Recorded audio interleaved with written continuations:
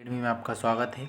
आज की वीडियो में हम कंपनी के द्वारा बनाए गए प्रमुख गवर्नर जनरल और वायसराय को हम देखेंगे। आइए शुरू करते हैं। ठीक है। बंगाल के गवर्नर, बंगाल का सबसे पहले जो पद बना था 1757 में, वह बना था बंगाल का गवर्नर। और इस प्रकार बंगाल का प्रथम गवर्नर कौन था? वह था लॉर्ड रॉबर्ट क्लाइव। ठीक है। इसका जो अगला पद बना वह बना था बंगाल के गवर्नर जनरल। और इस प्रकार प्रथम गवर्नर जनरल कौन थे? तो वे थे वारेन हेस्टिंग, जो 1772 से 1785 तक रहे। इसके बाद अगला जो पद बना था वह बना था भारत का गवर्नर जनरल। और इस प्रकार भारत का प्रथम गवर्नर जनरल कौन था? वह था विलियम बेंटिक। ठीक है। इसके बाद अगला पद बना भारत के वायसराय। और भारत के वायसराय के प्रथम वायसराय कौन थे? तो लॉर्ड कैनिंग थे। इनका कार्यकाल रहा था 1856 से 1862 तक। आइए डिटेल में देखते हैं। ठीक है। बंगाल के गवर्नर, बंगाल के जो गवर्नर हुए वह, ठीक है। तो बंगाल का प्रथम गवर्नर कौन था? बंगाल का प्रथम गवर्नर था रॉबर्ट क्लाइव था। और यह कब से कब तक रहा? तो 1757 से 1760 और 1765 से 1767, इस प्रकार इसका दो कार्यकाल रहे थे। और बंगाल का जो अंतिम गवर्नर था वह कौन था? तो बंगाल का अंतिम गवर्नर वारेन हेस्टिंग था। और यह 1772 से 1774 तक इसका कार्यकाल रहा। ठीक है। आइए डिटेल में देखते हैं रॉबर्ट क्लाइव को। रॉबर्ट क्लाइव, इसका कार्यकाल रहा था 1757 1760 और 1765 से 1767। ठीक है। प्लासी की विजय जो कब हुई थी? 1757 में। ठीक है। इसके बाद रॉबर्ट क्लाइव को बंगाल का प्रथम गवर्नर बनाया गया। गवर्नर जनरल नहीं, क्या बनाया गया? गवर्नर। कहाँ का? बंगाल का। ठीक है। बक्सर के युद्ध में सफलता के बाद मुगल जो सम्राट थे, जिसका नाम था शाह आलम द्वितीय। कौन था? शाह आलम द्वितीय से 1765 में इसने क्या? इलाहाबाद की संधि की। और इलाहाबाद की संधि द्वारा बंगाल, बिहार और उड़ीसा की दीवानी प्राप्त की थी। तो बक्सर का युद्ध कब हुआ था? बक्सर का युद्ध हुआ था 1764 में। और इस युद्ध के बाद जो मुगल सम्राट थे, जिनका नाम था शाह आलम द्वितीय, इससे 1765 में इलाहाबाद की संधि की थी। किसने की थी? तो रॉबर्ट क्लाइव ने की थी। ठीक है।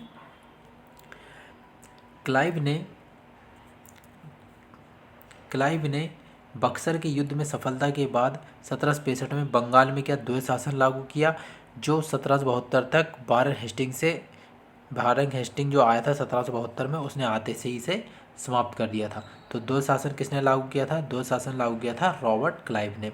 कब किया था? तो 1765 में किया था। ठीक है। किस युद्ध के बाद? बक्सर के युद्ध के बाद।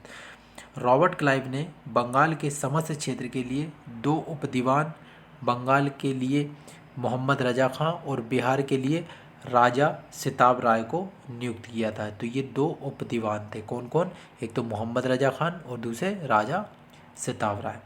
ठीक है। इसके बाद कुछ अन्य गवर्नर हुए कहाँ के? बंगाल के। तो जिनमें बड़े लास्ट थे, जो 1767 से 1769 तक रहे। इसके बाद कार्टियर थे, जो 1769 से 1772।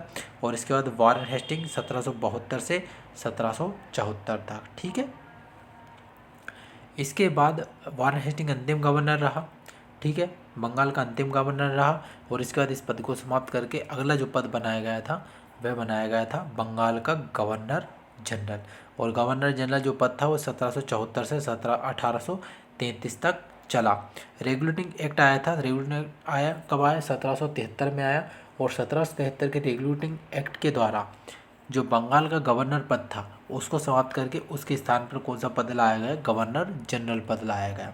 और इस प्रकार बंगाल का जो प्रथम गवर्नर जनरल था वह था वारेन हेस्टिंग, जो 1772 से 1785 तक इसका कार्यकाल रहा था। और अंतिम गवर्नर जनरल कौन था? तो अंतिम गवर्नर जनरल था विलियम बेंटिक। और विलियम बेंटिक का कार्यकाल कब से कब तक? तो 1828 से 1835 तक रहा था। ठीक है। रेगुलेट एक्ट 1773 ईस्वी के अनुसार बंगाल के गवर्नर को अब अंग्रेजी क्षेत्रों का गवर्नर जनरल कहा जाने लगा, जिसका कार्यकाल 5 वर्षों का निर्धारित किया गया था। तो गवर्नर जनरल का जो कार्यकाल था वो कितने वर्ष निर्धारित किया गया था? 5 वर्ष निर्धारित किया गया था। ठीक है।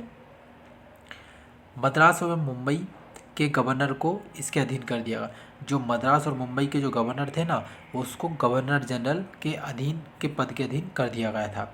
इस प्रकार भारत की कंपनी के अधीन प्रथम गवर्नर जनरल वारेन हेस्टिंग, जो 1774 से 1785 तक रहे थे, ये बने। ठीक है। वारेन हेस्टिंग को हम डिटेल में देखते हैं। वारेन हेस्टिंग के बारे में डिटेल में देखते हैं। तो वारेन हेस्टिंग का कार्यकाल कब से कब तक रहा? 1772 से 1784 तक रहा था। ठीक है। रेगुलेट एक्ट द्वारा एक्ट जो 1773 में आया के तहत वारेन हेस्टिंग को बंगाल का गवर्नर जनरल, बंगाल का क्या प्रथम गवर्नर जनरल बनाया गया था। इसको राजकीय कोषागार को मुर्शिदाबाद से हटाकर कलकत्ता इसने लाया। जो राजकीय कोषागार था ना, उसको कहाँ से? मुर्शिदाबाद से हटाकर कलकत्ता लाया था। किसने? वारेन हेस्टिंग लाया था। ये वारेन हेस्टिंग द्वारा किए गए कार्य हम देख रहे हैं। ठीक है। वारेन हेस्टिंग ने 1772 में बंगाल में क्या द्वैध शासन को समाप्त कर दिया था। ठीक है। द्वैध शासन किसने लगाया था? तो इसको समाप्त किसने किया? वारेन हेस्टिंग ने किया था। ठीक है। इसके बाद रेगुलेट एक्ट के तहत 1774 में कलकत्ता में एक उच्चतम न्यायालय की स्थापना की थी। किसने की थी? वारेन हेस्टिंग ने। इसके बाद इसका मुख्य न्यायाधीश एलिजा इम्पे था, जैसे 1782 में इस्तीफा देना पड़ा। हेस्टिंग ने बंगाली ब्राह्मण नंद कुमार पर झूठा आरोप लगाकर न्यायालय में फांसी की सज़ा दिलवा दी थी। ठीक है। तो जो उच्चतम न्यायालय की स्थापना 1774 में रेगुलेट एक्ट के द्वारा हुई थी, इसका जो मुख्य न्यायाधीश था उसका नाम क्या था? Elijah Impey. ठीक है। इसके बाद पिट्स इंडिया एक्ट आया जो 1784 में आया, के द्वारा गवर्नर जनरल की काउंसिलिंग को 3 सदस्य कर दिया गया और बोर्ड ऑफ कंट्रोल की स्थापना की गई। ठीक है। इसके बाद 1781 में कलकत्ता मदरसा की स्थापना की। इसी के समय 1782 में जोनाथन डंकन ने बनारस में संस्कृत विद्यालय की स्थापना की थी। तो बनारस में संस्कृत विश्वविद्यालय की जो विद्यालय की स्थापना किसने की? तो वह स्थापना की थी जोनाथन डंकन ने। कहाँ पर की थी? बनारस में की थी। और कब की थी? 1782 में की थी। 1784 में विलियम जोन्स ने बंगाल में एशियाटिक सोसाइटी की स्थापना की थी। बंगाल में जो एशियाटिक सोसाइटी है, इसकी स्थापना किसने की? विलियम जोन्स ने की। कब की? 1784 में। ये क्वेश्चन वेरी इंपॉर्टेंट है और ये एग्जाम में आया भी है कि बंगाल एशियाटिक सोसाइटी की स्थापना किसने की? किसने की? विलियम जोन्स ने। कब की? 1784 में की थी। ठीक है। इसके बाद इसी के कार्यकाल में 1784 में चार्ल्स विल्किंस ने भागवत गीता कथा योग वशिष्ठ का अंग्रेजी में अनुवाद किया था।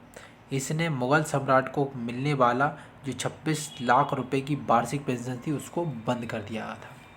इसी के समय में 1780 में भारत का पहला समाचार पत्र जिसका नाम था बंगाल गजट का प्रकाशन किसने? जेम्स ऑगस्टस हिक्के ने किया। तो भारत का प्रथम जो पहला समाचार पत्र है उसका नाम क्या था? बंगाल गजट। और इसका प्रकाशन किसने किया? जेम्स ऑगस्टस हिक्के ने किया था। और कब किया था? 1780 में किया था। ये 3 पॉइंट हमें याद रखना। प्रथम आंग्ल मराठा युद्ध कब से कब तक हुआ? तो प्रथम आंग्ल मराठा युद्ध 1775 से 1782 एवं द्वितीय आंग्ल मराठा युद्ध 1780 से 1784 एवं द्वितीय आंग्ल मैसूर युद्ध जिसमें मंगलोर की संधि हुई 1784, वह भी इसी के समय हुई थी। ठीक है। इसके बाद जब वारेन हेस्टिंग इंग्लैंड वापस चला गया तब उस पर बर्क ने महाभियोग का मुकदमा दायर किया, किंतु यह पारित नहीं हो पाया था। ठीक है। तो वारेन हेस्टिंग के समय इतने काम हुए थे। एक तो इसमें इम्पोर्टेंट है कि इसके समय समाचार पत्र बंगाल गजट का प्रकाशन हुआ। इसके बाद प्रथम आंग्ल मराठा युद्ध हुआ, द्वितीय आंग्ल मैसूर युद्ध हुआ, द्वितीय आंग्ल मैसूर युद्ध की एक संधि हुई जिसका नाम है मैंगलोर की संधि। कब हुई? 1784। ठीक है। वारेन हेस्टिंग के समय। इसके बाद जो अगला गवर्नर हुआ वह था लॉर्ड कॉर्नवालिस। ये 1786 से 1793 तक रहा। कॉर्नवालिस जो थे भारत में सिविल सेवा का जन्मदाता कहे जाते हैं। Lord Cornwallis. भारत में पुलिस सेवा का जन्मदाता भी लॉर्ड कॉर्नवालिस को कहा जाता है। 1793 में बंगाल में स्थायी बंदोबस्त व्यवस्था भी इन्हीं के समय लागू हुई थी। ठीक है। 1793 में कॉर्नवालिस ने 1793 में कॉर्नवालिस कोड का निर्माण किया। कंपनी के कर्मचारियों के व्यक्तिगत व्यापार पर इसने प्रतिबंध लगा दिया था। जो कंपनी कर्मचारी थे वह अपना स्वयं का व्यापार, प्राइवेट व्यापार नहीं कर सकते थे। इस पर लॉर्ड कॉर्नवालिस ने रोक लगा दी थी। एकमात्र गवर्नर जनरल जिसकी समाधि भारत के गाजीपुर में, वह कौन है? तो लॉर्ड कॉर्नवालिस है। लॉर्ड कॉर्नवालिस की समाधि कहाँ पर है? तो लॉर्ड कॉर्नवालिस की समाधि भारत के गाजीपुर में एकमात्र गवर्नर है। ठीक है। Governor general. इसके बाद अगला जो गवर्नर जनरल हुआ वह था लॉर्ड वेलेजली। लॉर्ड वेलेजली इसे साइक संधि की पद्धति इसने शुरुआत की और साइक संधि का जनक भी किसको, लॉर्ड वेलेजली को कहा जाता है। इसका कार्यकाल कब से कब तक रहा, तो 1798 से 1805 तक रहा था। इसने साइक संधि की पद्धति शुरू की। भारत में साइक संधि का प्रयोग वेलेजली ने से पूर्व किसने, पूर्व फ्रांसीसी गवर्नर था जिसका नाम था डुप्ले, इसने किया। तो लॉर्ड कॉर्नवालिस तो जनक कहा जाता है साइक संधि का, लेकिन इससे पहले प्रयोग किया था डुप्ले ने किया था। ठीक है। इंदौर के होलकर में साइक संधि स्वीकार नहीं की थी। ये साइक संधि का जनक था, इसने जो साइक संधि चालू की थी। तो जो इंदौर में होलकर थे इन्होंने ये साइक संधि स्वीकार नहीं की थी। टीपू सुल्तान चौथे आंग्ल मैसूर युद्ध 1799 में मारा गया था, वह लॉर्ड वेलेजली के समय मारा गया था। ठीक है। फोर्ट विलियम कॉलेज की इसने स्थापना की थी लॉर्ड वेलेजली ने। स्वयं को बंगाल का शेर कहा करता था। तो ये क्वेश्चन बहुत इंपॉर्टेंट है कि कौन गवर्नर जनरल है जो स्वयं को बंगाल का शेर कहा करता था, तो वह है लॉर्ड वेलेजली। ठीक है। सहायक संधि करने वाले राज्यों के नाम कौन कौन से थे। हैदराबाद ने 1798 में सहायक संधि की। इसके बाद मैसूर ने की 1799 में। तंजौर ने अक्टूबर 1799 में संधि की। इसके बाद अवध ने 1801 में की। पेशवा ने दिसंबर 1802 में की। बरार एवं भोसले ने 1803 में और सिंधिया ने 1804 में की थी। ये सहायक संधि की थी। लेकिन किस राज्य ने नहीं की, तो वह इंदौर ने नहीं की थी। 1806 में भारत भेजे जाने वाले प्रशासकीय अधिकारियों की शिक्षा एवं प्रशिक्षण के लिए इंग्लैंड में हेलेबरी में एक ईस्ट इंडिया कॉलेज, ठीक है, की स्थापना इसी समय हुई थी। ठीक है। लॉर्ड कॉर्नवालिस का 1805 ईस्वी में जो दूसरा कार्यकाल शुरू हुआ, परंतु शीघ्र इसकी मृत्यु हो गई और इसका कार्यकाल और ये दोनों समाप्त हो गए। ठीक है। अगला जो गवर्नर जनरल हुआ उसका नाम था लॉर्ड मिंटो प्रथम। ये 1807 से 1813 तक रहा। इसके कार्यकाल में रणजीत सिंह एवं अंग्रेजों के बीच 25 अप्रैल 1809 को अमृतसर की संधि हुई, जिसकी मध्यस्थता किसने की, मध्यस्थता की थी वह चार्ल्स मेडकॉफ द्वारा की। इसी के समय एक चार्टर आया जिसका नाम था 1813 का चार्टर एक्ट। ठीक है। इसके बाद अगला जो गवर्नर जनरल हुआ उसका नाम था लॉर्ड हेस्टिंग। यह 1813 से 1823 तक रहा। आंग्ल नेपाल युद्ध जो 1814 से 1816 में हुआ, इस युद्ध की समाप्ति किस संधि के द्वारा, संगोली की संधि द्वारा 1816 में हुई थी। कौन से युद्ध की समाप्ति हुई थी संगोली संधि द्वारा, तो आंग्ल नेपाल युद्ध की। ठीक है। पिंडारियों का इसने दमन किया। पिंडारी वस्तुतः लुटेरों का एक दल था जिसमें हिंदू मुस्लिम दोनों शामिल थे। इन्हें मराठों को समर्थक प्राप्त था। तो इसकी समाप्ति, इसका दमन किसने किया, लॉर्ड हेस्टिंग ने किया। हेस्टिंग ने मराठों को तृतीय युद्ध में पराजित कर मराठा संघ को भंग कर दिया। इसमें प्रेस पर लगे प्रतिबंध को समाप्त कर प्रेस के मार्गदर्शन के लिए नियम बनाए थे। किसने, लॉर्ड हेस्टिंग ने। तो लॉर्ड हेस्टिंग ने जो प्रेस पर प्रतिबंध लगे थे उनको समाप्त कर दिया। इसी के समय 1822 का टेनेंसी एक्ट और काश्तकारी अधिनियम लागू हुआ था। टेनेंसी एक्ट और काश्तकारी अधिनियम किसके समय लागू हुआ, तो लॉर्ड हेस्टिंग के समय लागू हुआ था। ठीक है। इसके बाद आते हैं भारत के गवर्नर जनरल। अभी तक हमने पढ़े थे बंगाल के गवर्नर जनरल, अब आते हैं भारत के गवर्नर। तो चार्टर्ड एक्ट आया, यह आया था 1833 में आया। और चार्टर्ड एक्ट के द्वारा भारत के प्रथम गवर्नर जनरल बने वह थे विलियम बेंटिक। यह 1828 से 1835 तक रहे। और अंतिम जो गवर्नर जनरल थे उनका नाम था लॉर्ड कैनिंग। यह 1856 से 1862 तक रहे।